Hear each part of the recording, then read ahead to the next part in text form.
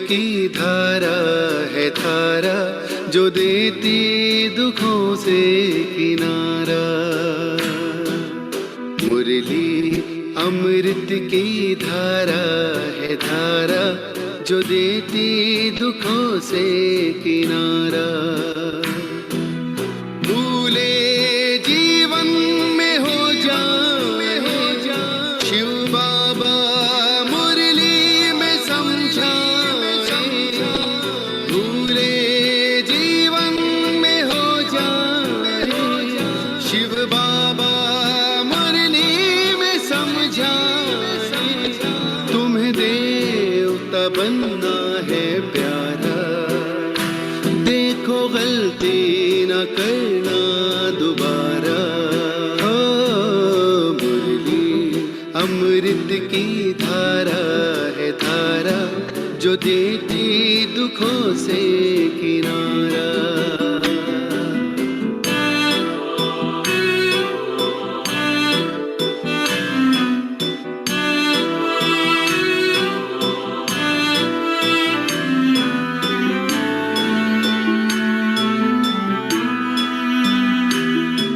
ये मुरली नर को नारायण, नारी को लक्ष्मी बनाए। ये मुरली नर को नारायण, नारी को लक्ष्मी बनाए।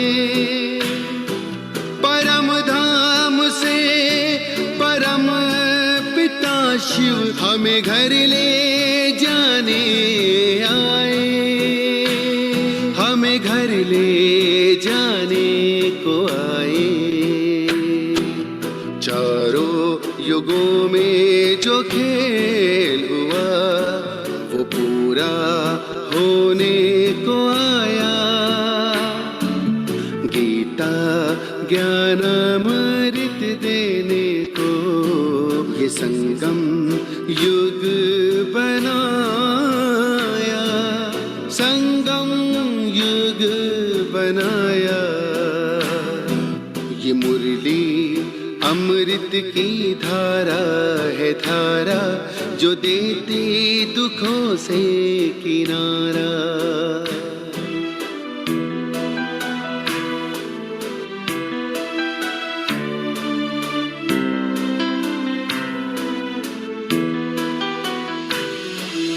पंचामृत जल अग्नि पवन धरती और गगन है।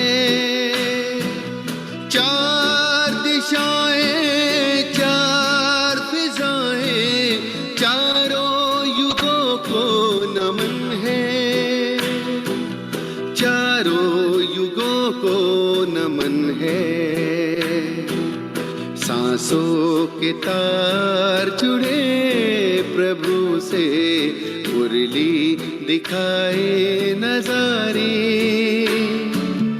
ये प्रभु पाती ही पढ़ लो सजनी, साजन लाए हमारे, साजन लाए हमारे।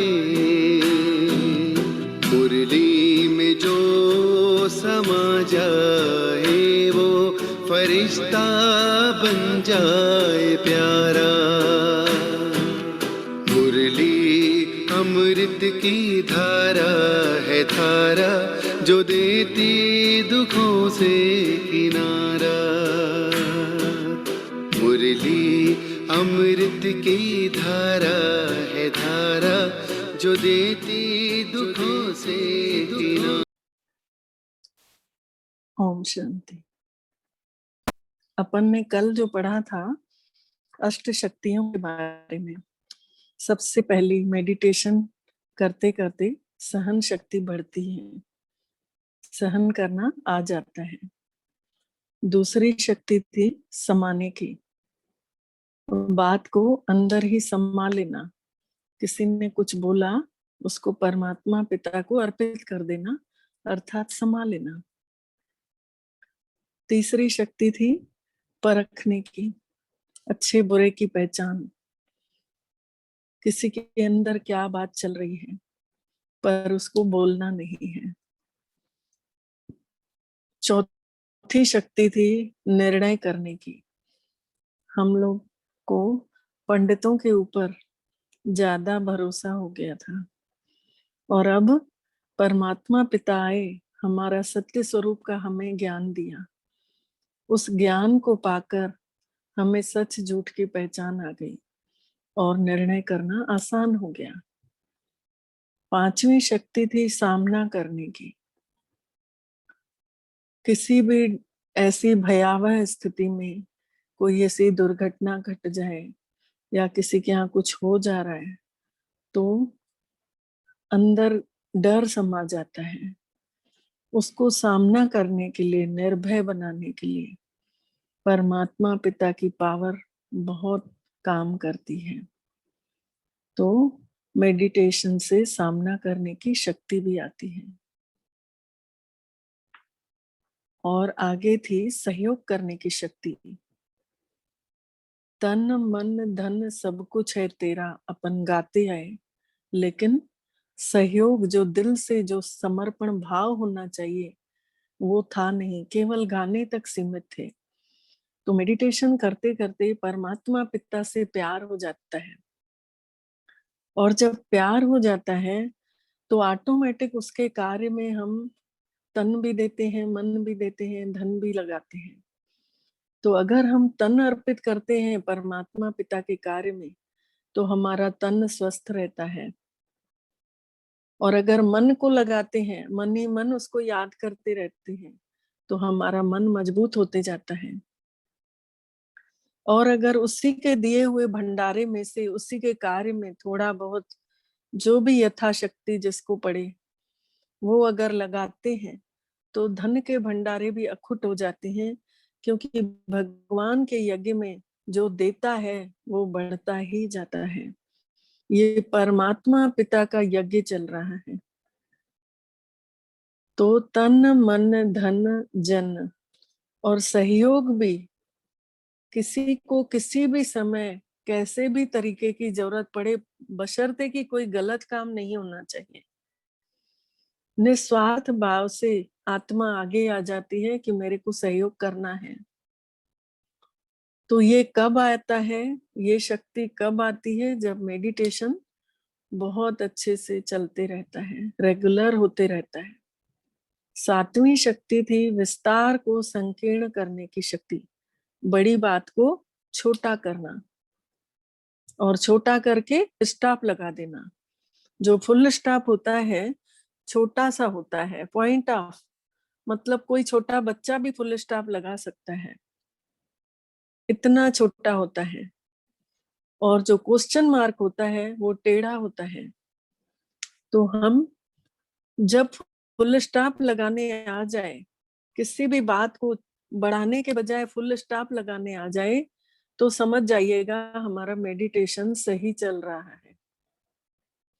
और अगर बात बढ़ रही है या हम कोई भी क्वेश्चन उठा रहे हैं, ये ऐसा क्यों हुआ, इसको ऐसा नहीं करना चाहिए, मेरे साथ ही ऐसा क्यों होता है, क्यों, क्या, कैसे, कब, ये क वाले शब्द जब भी आए तो समझ जाइएगा कि मेरा मेडिटेशन सही नहीं चल रहा है, इसीलिए ये क्यों में लग गए हैं, क्या, क्यों, कैसे की क्यों में खड़े हो गए हैं। जो हुआ अच्छा हुआ, जो आज हो रहा है वो भी बहुत अच्छा हो रहा है, और जो आगे होने वाला है वो तो और ही ज्यादा अच्छा होने वाला है। ये सोच के हर कार्य में फुल स्टॉप, कहीं भी बात बढ़ने नहीं देना। ये भी अंदर से ही मन की आवाज आ जाती है कि बात को बढ़ाओ नहीं। ये मेडिटेशन की पावर है। और आठवीं शक्ति थी समेटने की शक्ति, अर्थात हिसाब किताबों का, कर्मों का लेखा जोखा बढ़ाते न जाएं, जिसके साथ जो है हमारा उसी को निभाएं, और जिम्मेवारी उसको अर्पित करके अपनी बुद्धि और मन को परमात्मा पिता में लगाना, इसको बोलते हैं समेटने की शक्ति। बुद्धि से दूर दूर की बातों को नहीं सोचना, जो हुआ अच्छा हुआ परमात्मा पिता पर छोड़ देना, और ज्यादा एक्स्ट्रा हिसाब किताब नहीं बनाने हैं। तो मतलब समेटना आ गया। मान लीजिए बहुत रिश्तेदारों के भी रिश्तेदार, रिश्तेदारों के भी रिश्तेदार, हम उनके यहाँ भी अपना रिश्ता बना के रख रहे हैं, तो उससे कोई फायदा तो है नहीं। लास्ट में जब बुढ़ापा आता है तो क्या होता है, जा तो पाते नहीं है किसी के यहाँ, फिर बोलते हैं रहने दो, फिर अगले भी नाराजगी दिखाते हैं, आप हमारे यहाँ नहीं आए।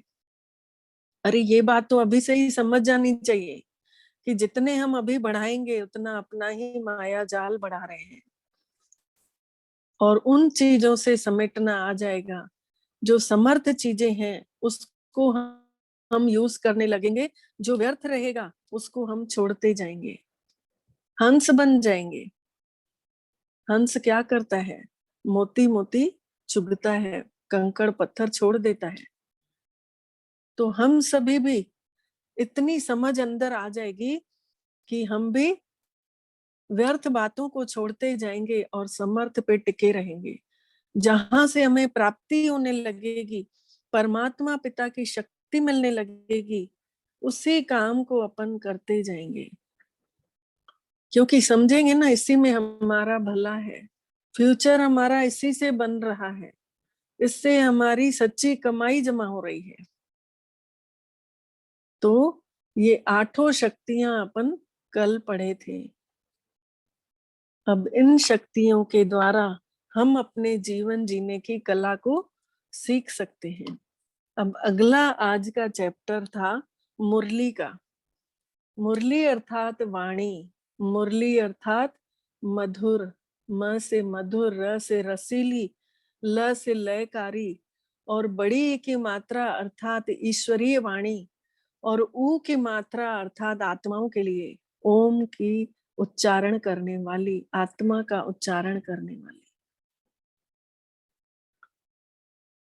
तो मुरली अर्थात जो परमात्मा पिता जब ब्रह्मा बाबा के तन में आए थे, उस समय उन्होंने जो महावाक्य उच्चारे उसको मुरली का नाम दिया गया था। उसमें आत्माएं इतनी खो जाती थी, हर किसी इंसान को अपनी परिस्थितियों के अनुसार, अपनी समस्याओं के अनुसार उनको इस मुरली में समाधान मिल जाता था।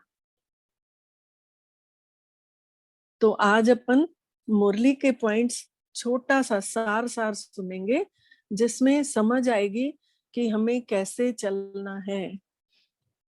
तो आज की मुरली है 18 सितंबर 2021 की आज की वाणी, जिसमें परमात्मा पिता ने हम आत्माओं से बात की, अपने बच्चों से। शुरुआत में वे बोलते हैं, मीठे बच्चे। कोई भी बड़ा से बड़ा, कितना भी बड़ा व्यक्ति हो, लेकिन किसी ने आज तक नहीं कहा होगा मीठे बच्चे। मीठे बच्चे, चैरिटी बिगिंस एट होम। अपने परिवार वालों को ज्ञान सुनाओ, अपने हम जीन्स का कल्याण करो। अपने परिवार वालों को ज्ञान सुनाओ और अपने हम जीन्स का कल्याण करो। मतलब जो शरीरधारी है, जो हमारे रिश्तेदार हैं, सबको ज्ञान सुनाना है, सबका कल्याण सोचना है मन में, कि इनको भी आत्मा का परिचय मिल जाए तो इनका भी मन शांत हो जाए। ये परमात्मा पिता हम आत्माओं से बोल रहे हैं।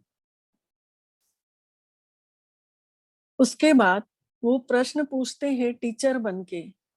मीठे बच्चे बोले, अपनी आत्माओं से बात किए, और अब प्रश्न पूछ रहे हैं टीचर बनके। एक प्रश्न भी डेली रहता है। उस प्रश्न में था कि किस श्रीमत का पालन करने वाले बच्चे अपनी अवस्था को एक रस बना सकते हैं। कौन सी श्रीमत? श्रीमत अर्थात श्री माने श्रेष्ठ, मत माने बुद्धि। कौन सी श्रेष्ठ बुद्धि का पालन करने वाले बच्चे अपनी अवस्था को एक रस बना सकते हैं? एक रस अर्थात एक ही परमात्मा पिता में आत्मा लगी रहे, उससे मगन रहे, उससे प्यार लेती रहे। तो टीचर बन के प्रश्न पूछे, मीठे बच्चे अपनी आत्माओं, बच्चों से बात किए, और लास्ट में वरदान देते हैं सतगुरु बनके। तो पहले इस प्रश्न का उत्तर समझ रहे हैं। उत्तर में बोले, अवस्था को एक रस बनाने के लिए बाप की श्रीमत है, मतलब परमात्मा पिता की आज्ञा है, उनकी श्रीमत है कि बच्चे रोज सवेरे सवेरे उठ बड़े प्यार से बाप को याद करो, बड़े प्यार से, और सवेरे सवेरे उठ के अपने को आत्मा समझो और बाबा जो सुनाते हैं उसे सुनो। अगर याद नहीं करेंगे तो फालतू ख्यालात चलेंगे, फालतू के विचार आएंगे, याद नहीं करेंगे तो व्यर्थ विचार आएंगे। इसीलिए बाबा राय देते हैं, बच्चे रोज सवेरे सवेरे उठ के अपने आप से बातें करो, प्रतिज्ञा करो कि चलते फिरते खाते पीते उठते बैठते भोजन बनाते भी एक ही बाबा अर्थात परमात्मा पिता को याद करते रहेंगे। ये बाबा ने पहले प्रश्न पूछा, इसके बाद उत्तर बताए कि उठते बैठते चलते फिरते खाना बनाते हमको फालतू के ख्यालात नहीं चलाने हैं। जब खाना बनाते हैं तो ये भी नहीं सोचना है मैं अपने बच्चों के लिए बना रही हूँ, अपने पति के लिए बना रही हूँ। नहीं, बाबा के बच्चों के लिए बन रहा है, बाबा मेरे द्वारा बनवा रहा है, बाबा की शक्ति है मेरे अंदर जा रही है, तभी तो मैं ये चला रही हूँ हाथ। करण करावन हार स्वामी सगल घटा के अंतर्यामी। ये बात बोली गई, क्यों बोली गई?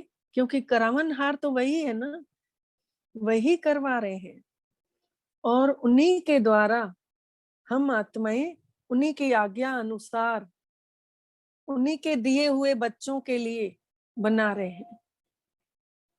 आखिर पति भी तो उसी परमात्मा पिता को याद कर रहा है तो उसी का बच्चा।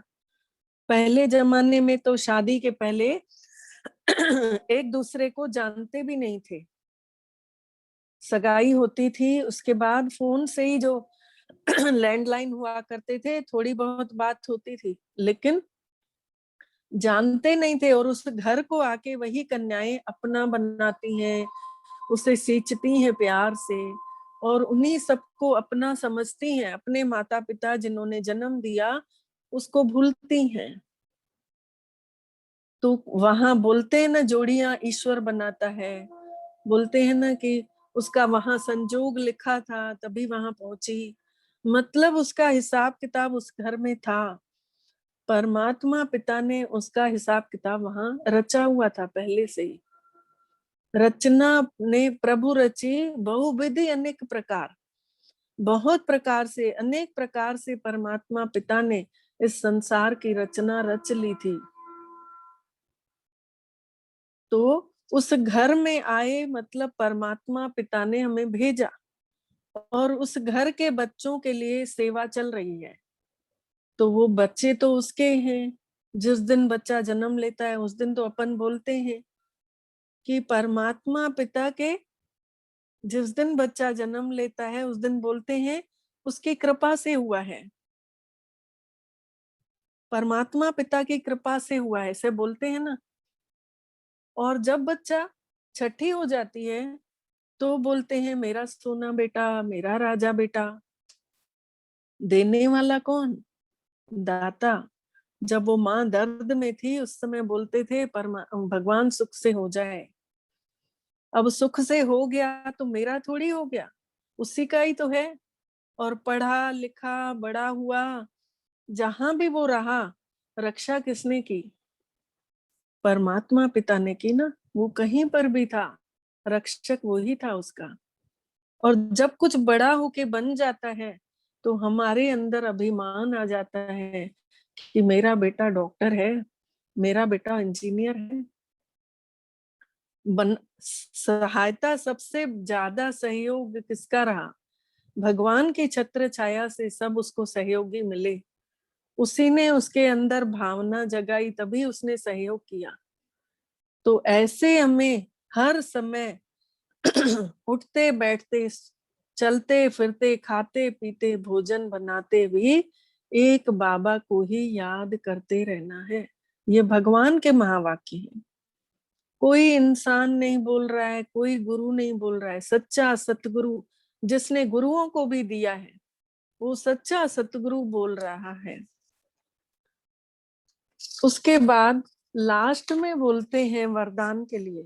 पूरा मुरली आपको कल सुनाएंगे, आज ना सार सार सुनाएंगे। तो लास्ट में फिर ना इसी मुरली का सार रहता है और याद प्यार और नमस्ते देते हैं बाबा। फिर हम लोग उनको बदले में हम भी याद प्यार देते हैं। पहले वो नमस्ते करते हैं, जबकि हमें पहले करना है, पर मुरली सुनाने के बाद पहले वो नमस्ते करते हैं। अच्छा, मीठे मीठे सिक्की लधे बच्चों प्रति। सिक्की लधे मतलब जो बहुत अरसे बाद सिक सिक के मिलते हैं, जो बहुत चाहनाओं के बाद जिसको संतान होती है, तो वो कैसी संतान होती है, बहुत लाड़ प्यार से उसको पालते हैं ना। तो इसीलिए बोला है मीठे मीठे सिक्की लधे बच्चों प्रति मात पिता बाप दादा का याद प्यार और गुड मॉर्निंग। रूहानी बाप की रूहानी बच्चों को नमस्ते। रूहानी अर्थात इसमें चारों धर्मों की आत्माओं के लिए, इसमें चारों धर्मों की आत्माओं के लिए बोला हुआ है। हिंदू धर्म के हिसाब से मात पिता शब्द, मीठे मीठे सिक्की लदे शब्द है गुरु ग्रंथ साहब की वाणी का, और गुड मॉर्निंग शब्द है बाइबल का, और रूहानी बाप रूहानी बच्चे रूहानी शब्द है कुरान का। तो चारों धर्मों की आत्माओं से परमात्मा पिता बात कर रहे हैं। उनको क्या पड़ी है कि वो एक एक धर्म के थोड़े हिसाब से बातें करेंगे, वो तो एक धर्म को नहीं समझाएंगे, वो तो सभी को समझाएंगे ना। इसीलिए वो आत्माओं से बोल रहे हैं कि बाप हूं। बाप मतलब सबके फादर, सबके गॉड। अब है उस मुरली का सार, धारणा के लिए मुख्य सार है, जिसको अपन उसमें बोलते हैं ना, कोई ऐसे लिखते हैं तो उसमें लिखते हैं कंक्लूजन, उसका थोड़ा सा शॉर्ट फॉर्म बना के लिखते हैं। तो इसमें भी 2 लाइनें रहती हैं लास्ट में। पहली लाइन है बाप ने मुक्ति जीवन मुक्ति के लिए जो भी ज्ञान की बात सुनाई है, वही सुननी भी है और धारण भी करनी है, बाकी सब भूल जाना है। मुक्ति मतलब जो एकदम परम धाम में मुक्त अवस्था, और जीवन मुक्ति अर्थात जीते जी जब हम अपने को आत्मा समझ रहे हैं, जीते जी जब हम अपने को आत्मा समझ रहे हैं, वो अवस्था। तो मुक्ति और जीवन मुक्ति दोनों के लिए जो ज्ञान की बातें सुनाई बाबा ने मुरली में, वही सुननी है और धारण करनी है। तो ज्ञान की बात क्या सुनाई? उत्तर में उन्होंने सुनाया कि अपने को आत्मा समझ सवेरे सवेरे मुझे याद करो। तो इसी बात से केवल एक ही पॉइंट ये वाला भी लेंगे तो भी हम बहुत ऊंचे जा सकते हैं। अपना और अपने लौकिक परिवार का कल्याण करना है, अपना भी कल्याण करना है याद कर करके, और सब जितने भी परिवार के सदस्य हैं उनको भी ये याद उनको करना नहीं आ रहा है, तो हमें केवल महसूस करना है कि वो भी आत्माएं हैं, वो भी परमात्मा पिता के बच्चे हैं, उनको भी परमात्मा पिता एक न एक दिन शक्तियां देंगे। केवल हम मन से केवल ये सोचेंगे ना, उनको जरूर मिलेंगी। हमारा सोचा हुआ कहीं नहीं जाएगा, क्योंकि बोलते हैं दीवालों में लिखते हैं आजकल शुभ लाभ, लिखने से कुछ नहीं होता। जब हम शुभ सोचते हैं किसी के लिए, तब हमारे लाभ होता ही है, और लाभ का उल्टा भला होता है। तो शुभ सोचेंगे तब होगा। तो शुभ सोचना यही हुआ कि अंदर ही अंदर हम बाबा से बोले कि बाबा आप इन बच्चों को भी मिल जाओ, इनका भी कल्याण करूं। जो भी हमें दिखे, जो भी दिखे परेशान है, कोई बीमारियों से ग्रसित है, कोई डिप्रेशन में है, सबके लिए मन में ये भाव आता जाए, तब कहेंगे कि हमने अपना तो कल्याण किया, सुबह सुबह उठ के याद किया, लेकिन इन सब का भी कल्याण वही करवा रहा है जो मेरे अंदर सबके प्रति शुभ भावना जगाया है। अब दूसरा पॉइंट था, व्यर्थ ख्यालातों को समाप्त करने के लिए, जो फालतू के ख्याल चलते हैं सुबह सुबह, वेस्ट थॉट्स जिसको बोलते हैं, उन ख्यालों को समाप्त करने के लिए सवेरे सवेरे उठकर विचार सागर मंथन करना है। विचार सागर मंथन अर्थात जैसे गाय के लिए बोलते हैं, गाय जो है खाना खाती है, उसके बाद वो जुगाली करती है। जब वो जुगाली करती है तो उसको बोलते हैं हाँ ये स्वस्थ है, मतलब खाना इसका हजम हो रहा है। ऐसे ही हमने कोई भी पॉइंट सुना परमात्मा पिता से, रोज हम वाणी में सुन रहे हैं, उसका हम विचार चलाते रहे कि आज हमने क्या क्या सुना, मेरा कौन से पॉइंट से मेरी उन्नति होनी है, कौन सा पॉइंट मेरे भले के लिए है, जिससे सबका भी भला हो, मेरा भी हो। तो उसको बोलते हैं विचार सागर मंथन करना। जैसे मैं जहां जहां मुरली के पॉइंट में याद का शब्द आता है, वहीं पर बुद्धि दौड़ जाती है बाबा के पास। मेरे द्वारा बाबा ऐसे अनुभव कराता है मुझे ही कि मैं आत्मा उसकी याद में खो जाऊं, जहां जहां याद शब्द आएगा मैं वहां खो जाऊं। तो ये हुआ विचार सागर मंथन, और मंथन किए तब तो याद में खोए ना। फिर आगे का पॉइंट बोल रहे हैं, याद की यात्रा में लगे रहना है। फिर आज का वरदान था, तीनों कालों को सामने रखकर, तीनों कालों को सामने रखकर मतलब तोल मोल के बोल, तोलो पहले, उसके बाद उसका मूल्य आंको, फिर बोलना है मुंह से शब्द। तो तीनों कालों को, कि पीछे क्या हुआ और आज क्या हो रहा है, आगे क्या होगा, तीनों को नजर में रखते हुए हर कार्य को करना है, तब हम सदा विजयी बनेंगे। तो आज वरदान मिला, तीनों कालों को सामने रख, हर कार्य में सफल होने वाले सदा विजयी भव। सदा विजयी परमात्मा पिता के लिए बोलते हैं सदा शिव, सदा शिव अर्थात सदा कल्याण करने वाले। और हम बच्चों को क्या वरदान दिए, सदा विजयी, मतलब हर समय तुम्हारी जीत निश्चित है। तो आगे इसका डिटेल बताए हैं, सतगुरु बन के ये वरदान मिला। अब डिटेल सुन रहे हैं। लौकिक रीति में भी अर्थात शरीरों की दुनिया में भी जो समझदार होते हैं, वे आगे पीछे सोच समझ कर फिर कदम उठाते हैं। ऐसे यहाँ भी आप बच्चे जब कोई कार्य करते हो तो पहले तीनों कालों को सामने रखकर फिर करो, कि ये करूंगा तो इसका रिजल्ट ऐसा आएगा, इसके बाद में ये कार्य करूं, अगर इसका रिजल्ट ठीक नहीं दिख रहा है तो मैं इसको नहीं करूं। तो सिर्फ वर्तमान को नहीं देखो कि अभी ये चल रहा है तो चलो ये कर देते हैं, नहीं, बेहद की समझ धारण करनी है। बेहद की समझ अर्थात फ्यूचर में भी इसका रिजल्ट क्या आने वाला है, इसको भी सोच करके फिर मुंह से शब्द निकालने हैं। क्योंकि जो मुंह से निकले हुए शब्द किसी को घाव कर सकते हैं, किसी का घाव भर भी सकते हैं। बोलते हैं शब्द संभाल के बोलिए, एक शब्द करे घाव रे, एक शब्द भरे घाव रे।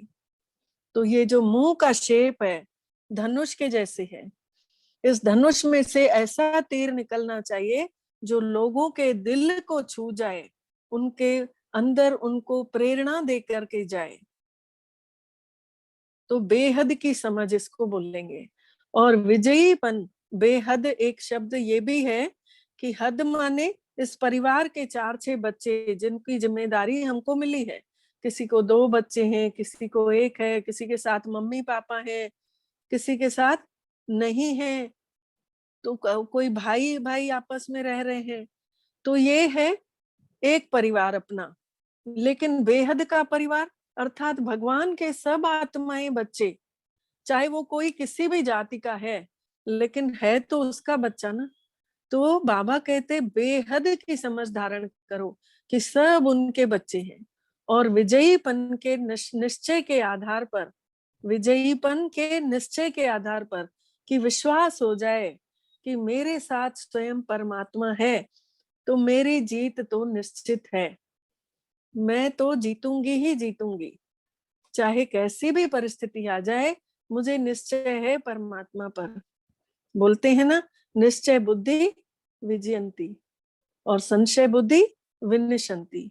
जिसको संशय होगा ना ये काम होगा कि नहीं होगा, उसका निश्चित है, उसका नहीं भी होता है।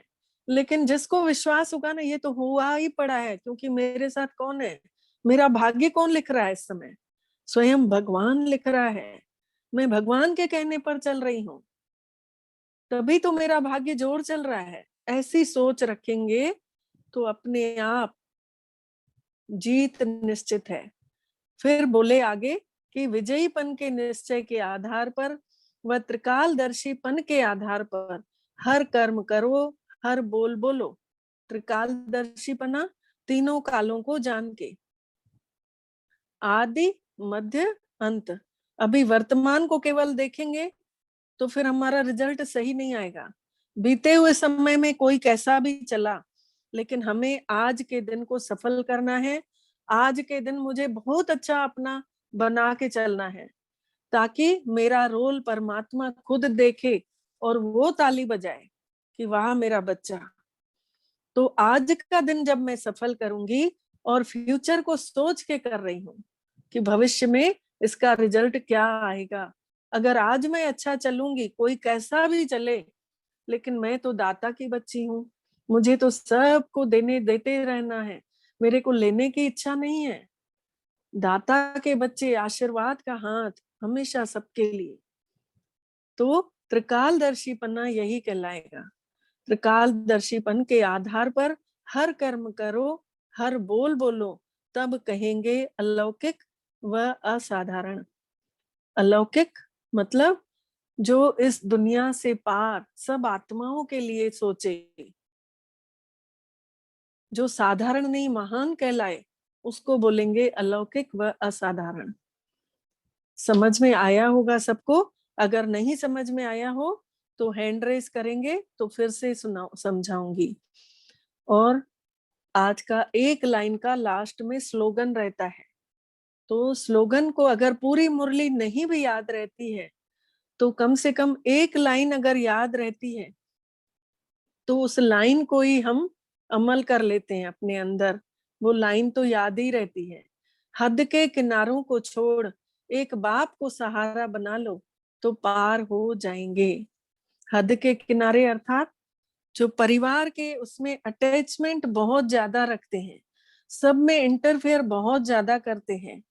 तो जैसे हलवा बनकर के तैयार हो जाता है तो कढ़ाई छोड़ देता है, तो वैसे ही हम कार्य करें, जिम्मेदारी निभाएं, अपने कर्तव्य सब पूरे करें, पर साथ ही साथ बाबा को बुद्धि में याद करते रहें, बुद्धि में उसको बसा के रखें। तो ये हुआ, हद के किनारे छूटते जा रहे हैं, कार्य कर रहे हैं लेकिन बुद्धि में वो बसा है। बोलते हैं ना, हाथों से काम करो, दिल से उसे याद करो। तो हद के किनारों को छोड़ एक बाप को सहारा बना लो, अर्थात परमात्मा पिता को सहारा बना लो, तो पार हो जाएंगे। तो ये थी आज की वाणी। तो इस वाणी को जैसे अपन आज सुने, ऐसे अब इसकी वाणी को कल अपन पूरा सुनेंगे। कल जो महावाक्य रहेंगे, अव्यक्त महावाक्य जिसको बोला जाता है, संडे संडे के दिन अव्यक्त महावाक्य आते हैं। अर्थात जब ब्रह्मा बाबा भी शरीर छोड़ दिए, जब परमात्मा पिता भी उनके शरीर को छोड़ दिए और ब्रह्मा बाबा भी छोड़ दिए, उस समय फिर वो जब चले गए, तो एक जो दादी थी वहां पर, छोटी छोटी सी उम्र में आई थी, वो 12 साल की उम्र से आई थी। उस दादी के तन में ब्रह्मा बाबा आने लगे और उनके द्वारा जो वाणी चली उसको बोलते हैं अव्यक्त महावाक्य, अर्थात व्यक्त नहीं। उसको आपको कल सुनाएंगे। और आज अपन मेडिटेशन करेंगे, इससे शरीर की हीलिंग होती है। शरीर में कहीं भी बीमारी है, कुछ परेशानी है, आजकल तो सभी को ही है, कोई ना कोई दवाई तो हर कोई खा रहा है। तो ये हीलिंग वाला राजयोग करेंगे आज, नया है, जिसमें सातों रंगों की किरणें लेनी है और परमात्मा पिता का अनुभव भी करते जाना है। तो अब अपन शुरू करते हैं। और जिसको भी नहीं समझ में आया हो कुछ, तो वो लास्ट में मेरे को पूछेंगे, बता देंगे। तो चलते हैं, अपन अनुभव करेंगे। एकाग्र करें अपनी बुद्धि को स्वयं पर और सोचें बुद्धि से कि मीठे बाबा से, परम पिता परमात्मा से सुनहरे लाल रंग की किरणें निकल निकल कर हम सब के शरीरों में प्रवेश कर रही हैं। हमारा एक सूक्ष्म शरीर है लाइट का, एक शरीर जो दिखाई दे रहा है मिट्टी का। तो ये किरणें उस लाइट के शरीर में प्रवेश कर रही हैं। ये सूक्ष्म शरीर पूरा लाल हो चुका है। इस लाल प्रकाश से मेरा मूलाधार चक्र, जिसे रूप चक्र भी कहते हैं, शरीर के सबसे निचले अंगों के लिए ये चक्र रहता है। इस चक्र को जितना जितना लाल किरणें पड़ती जाएंगी, उतना उतना ये चक्र शुद्ध होता जाता है। उतनी उतनी हम सब की विल पावर बढ़ती है। अनुभव करें, ये लाल प्रकाश से मेरे शरीर की हड्डियां और मसल्स स्ट्रांग बनते जा रहे हैं, मजबूती आ रही है। मेरी शारीरिक शक्ति इस अभ्यास से बढ़ती जा रही है। इन किरणों से मैं स्वयं को शक्तिशाली महसूस कर रहा हूं। मेरा मूलाधार चक्र पूरी तरह से एक्टिवेट हो चुका है और क्लीन हो चुका है। अनुभव करें, परमात्मा पिता शिव बाबा से नारंगी रंग की किरणें उतर उतर कर मेरे पूरे शरीर में फैल रही हैं।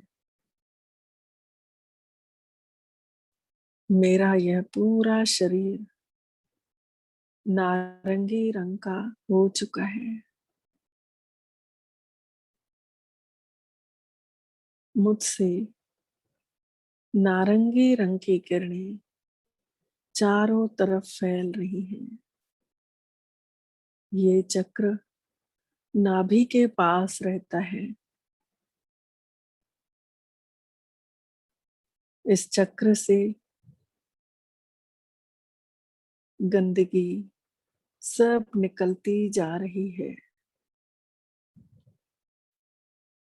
नारंगी रंग की किरणों से मेरा स्वादिष्टान चक्र एक्टिवेट हो रहा है।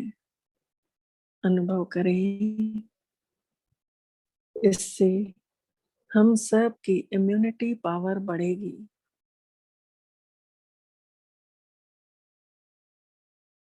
कोई भी रिप्रोडक्टिव सिस्टम या यूरिनरी सिस्टम का अप एंड डाउन बैलेंस हो जाएगा। नारंगी रंग पवित्रता का प्रतीक होता है।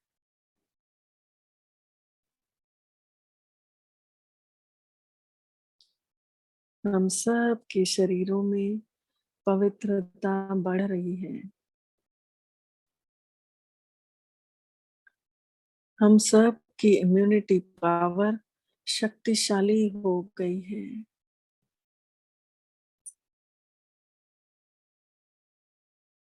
हम सभी संपूर्ण एकाग्र हो चुके हैं, स्वयं पर और परमात्मा पिता पर। उनसे उतरती हुई किरणों को देख रहे हैं, स्वयं में समाते हुए भी देख रहे हैं। हम सभी मगन हो चुके हैं, इन किरणों के ऊपर हमारा ध्यान केंद्रित हो चुका है।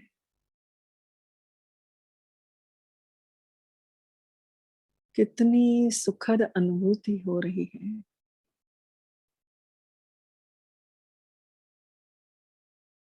मीठे बाबा से उतरती हुई पीले रंग की किरणें हम सभी के पूरे शरीर में फैल रही है।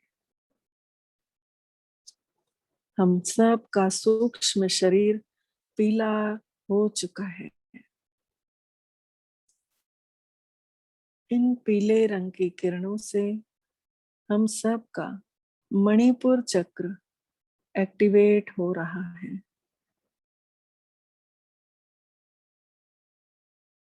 इन पीली पीली रश्मियों से मेरा मणिपुर चक्र साफ सुथरा हो रहा है। ये चक्र पेट में रहता है। इसके साफ होने से हम सब के मन में खुशी बनी रहती है। अभी हम सब के मन में खुशी की अनुभूति हो रही है। पीला रंग खुशी का प्रतीक होता है। जैसे जैसे ये चक्र साफ हो रहा है, वैसे वैसे हम सब का पाचन तंत्र एक्टिवेट हो रहा है। हम सभी के आंतों में और पेट में जो भी गंदगी है वो क्लीन हो रही है। अनुभव करेंगे ये मणिपुर चक्र परमात्मा शक्तियों से साफ हो चुका है, एक्टिवेट हो चुका है। अनुभव करें परमात्मा पिता से उतरती हुई हरे रंग की किरणें हम सब के शरीर में प्रविष्ट हो रही है। हम सब का सूक्ष्म शरीर हरे रंग का हो रहा है। पूरे शरीर में ये हरे रंग की किरणें फैल रही हैं। एकाग्र करें स्वयं को इस अनहद चक्र पर। ये अनहद चक्र हार्ट के पास रहता है।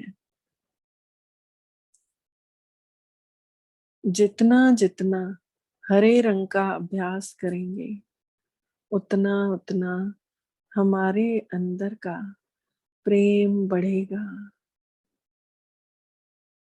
छिपा हुआ प्रेम का गुण जागृत हो रहा है।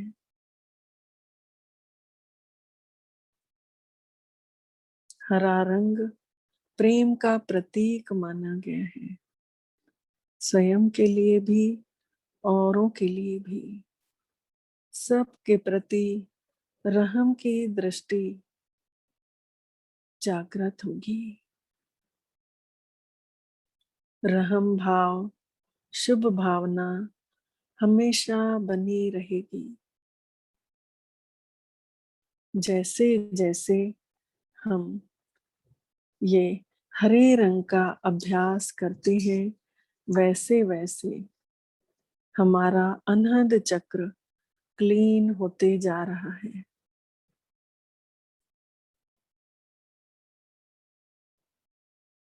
अनुभव करेंगे ये अनहद चक्र एक्टिवेट होकर पूरी तरह से क्लीन हो चुका है। हार्ट में जो भी ब्लड सर्कुलेशन हो रहा है वो नॉर्मल काम कर रहा है। संपूर्ण बैलेंस चल रहा है। शरीर पूर्णतः स्वस्थ लग रहा है।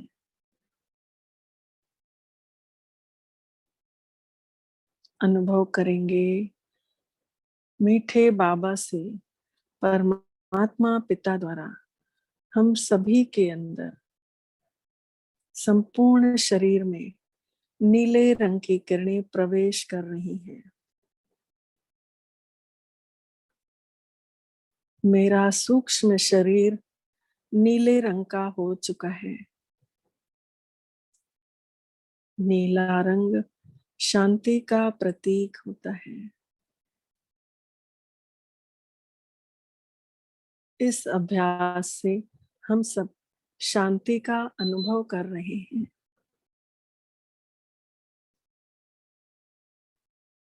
हमारा सूक्ष्म शरीर नीले रंग का दिखाई दे रहा है।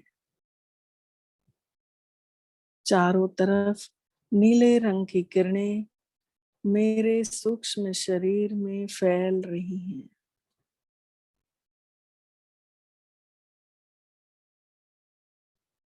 ये चक्र गले के पास रहता है, विशुद्धि चक्र।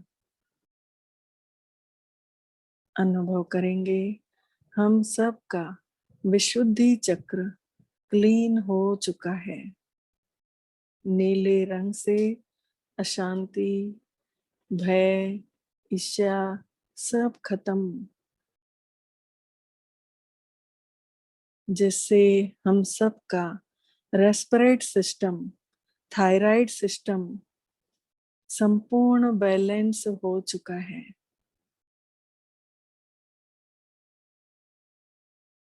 ये अपने नॉर्मल स्थिति में कार्य कर रहे हैं। बहुत शांति, गहरी शांति का अनुभव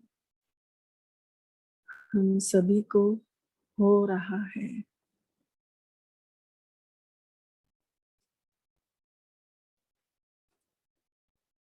चलते हैं अग्नि चक्र की ओर, जो कि तीसरा नेत्र माना गया है, जहां आत्मा रहती है। अनुभव करें मुझ में परमात्मा पिता से निकलती हुई जामुनी रंग की किरणें प्रवेश हो रही हैं।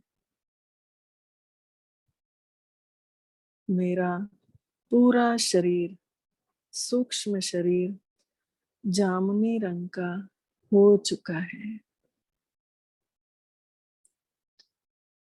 इस अभ्यास से हम सबका अग्नि चक्र एक्टिवेट हो रहा है। अनुभव करें अग्नि चक्र पूरा क्लीन और एक्टिवेट हो रहा है। इसी से हम सबका नर्वस सिस्टम बैलेंस में है। इस अभ्यास से बुद्धि की एकाग्रता बढ़ती है। यह चक्र ज्ञान का चक्र कहलाता है। जितना जितना यह चक्र एक्टिवेट होगा, क्लीन होगा, उतना हम हर क्षेत्र में, हर कार्य में एकाग्रता की शक्ति से सफलता पाते जाएंगे। कोई भी ज्ञान हम उसे सरलता से ग्रहण कर सकेंगे। इस अभ्यास से ये जो ज्ञान है कि मैं एक आत्मा हूँ, मैं एक आत्मा हूँ, ये पक्का हो रहा है। जितना जितना इस अभ्यास को करेंगे, उतना उतना आत्मा का लेसन पक्का होते जाएगा। अंतिम सहस्त्र चक्र, इस चक्र को क्राउन चक्र भी कहते हैं। इससे हमें वायलेट कलर की किरणें मिल रही हैं। संपूर्ण एकाग्र करें स्वयं पर।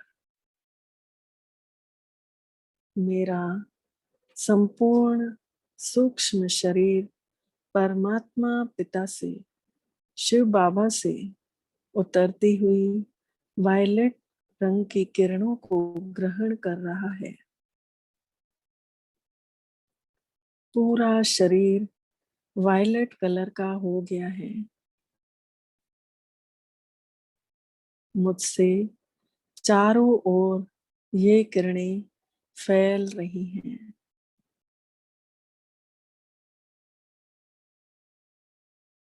इस अभ्यास से मेरा सहस्त्र चक्र संपूर्ण एक्टिवेट और क्लीन हो चुका है। यह चक्र परम आनंद का चक्र है। यह चक्र सर्वश्रेष्ठ चक्र है और यह सर्वश्रेष्ठ स्थिति है। सबसे सुंदर अनुभव है। जितना जितना यह चक्र एक्टिवेट होता जाएगा, उतना उतना अनुभव करते जाएंगे कि मैं एक आत्मा हूँ। उतना शिव परमात्मा भी अनुभव होगा कि वो एक है। हम सब आत्माएं उनकी बच्चे हैं। हम सब आत्माएं आपस में भाई भाई हैं। इस चक्र को हम जागृति चक्र भी कह सकते हैं। अवेयरनेस दिलाता है।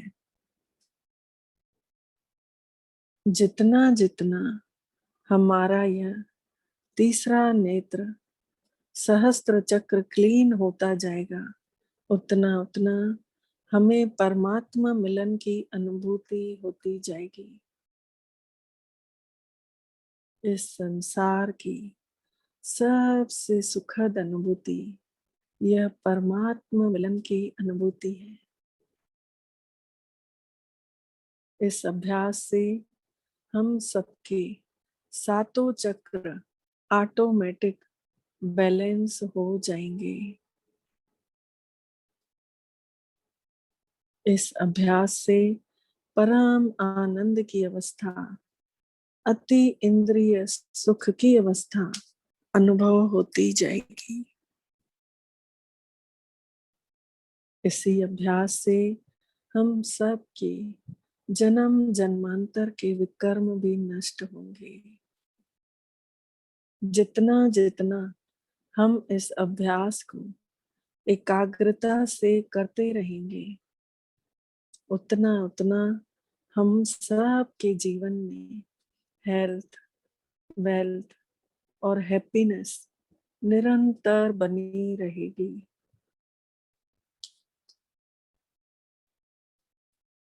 इस अभ्यास से संपूर्ण रीति से स्वस्थ तन भी, मन भी, खुशी भी बनी रहेगी।